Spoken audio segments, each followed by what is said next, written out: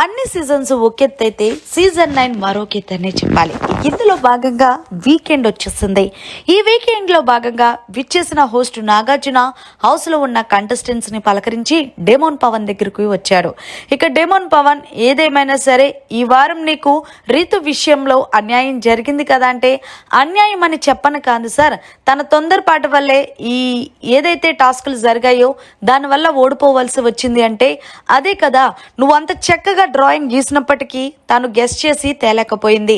ఆ విషయం పక్కన పెడితే పాపం గ్లాస్ది ఏదైతే పిరమిడ్ కట్టావో అది అంత బాగా కట్టినప్పటికీ చివరికి చిన్న తొందరపాటుతో మొత్తం ఆ గ్లాస్ పిరమిడ్ అంతా కూడా రీతు చేతులారా పగలగొట్టేసింది అంటే అదే కదా సార్, రీతుకి చాలా తొందరపాటు ఎక్కువ సార్. ఆ విషయంలో నేను సీరియస్ అయినా మళ్ళీ ఏడుస్తుంది కదా అని చెప్పేసి నేను ఇంకేమీ మాట్లాడలేదు అంటే, ఓకే పవన్, ఏదేమైనా ఈ వారం నువ్వు కూడా 100కి 100% ఎఫెక్ట్ పెట్టి గేమ్ ఆడావు.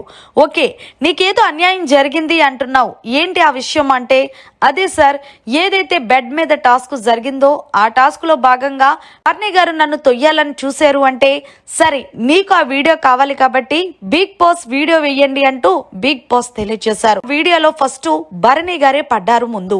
అయితే బర్నీని లేపి, బర్నీ చూసావు కదా ఈ వీడియోలో నువ్వు తనే ముందు పడ్డాడని అన్నావు, కానీ ముందు పడింది నువ్వే కదా, మరి తను ఎలాగ నువ్వు టార్గెట్ చేసావు అంటే, లేదు సార్ నేనే ముందు పడ్డానని అనుకోలేదు, కానీ ఆ హీట్ అప్ మూమెంట్లో కానీ సంచలనంగా ఉన్న రాము అలాగే ఫ్లోరా వీళ్ళిద్దరూ చూడాలి కదా సార్ అంటే, మరి రాము నువ్వేం చేస్తున్నావంటే, నేను అప్పటికీ చెప్పాను సార్ ముందు పడింది బర్నీ గారని ఫ్లోరాకి, కానీ ఫ్లోరా గారే డెమోన్ పవన్ మీద తీసుకున్నారు నిర్ణయం అని అనగానే ఫ్లోరాని లేపారు.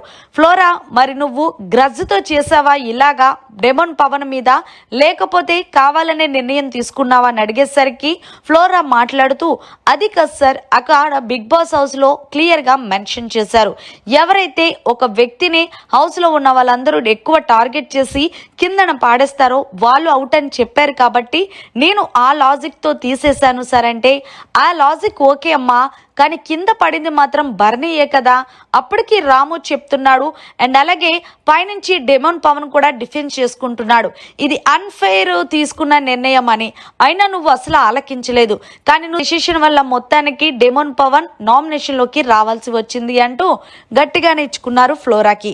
అయితే ఫ్లోరా నేను నీతో మాట్లాడతాను తర్వాత కూర్చో అంటూ, డెమోన్ పవన్ క్లియర్ అయింది కదా మరి ఇప్పుడు అంటే, ఎస్ సార్ క్లియర్ అయింది అంటే, ఓకే ఏదేమైనా సరే ఈ వారం నీకు రీతి వల్ల ఒక అన్యాయం అలాగే ఆ ఫ్లోరా మీద ఒక అన్యాయం జరిగింది అంటే అవును సార్ అంటూ చెప్పుకొచ్చాడు. మొత్తానికి నెక్స్ట్ వీక్ గేమ్ అయితే గనక అదరగొట్టాలి అంటూ కీప్ ఇట్ అప్ అంటూ కూర్చోపెట్టేశారు డెమోన్ పవన్ ని.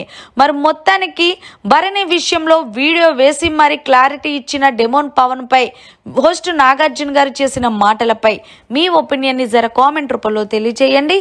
మరిన్ని లేటెస్ట్ లైవ్ అప్డేట్స్ కోసం చూస్తూనే ఉండండి.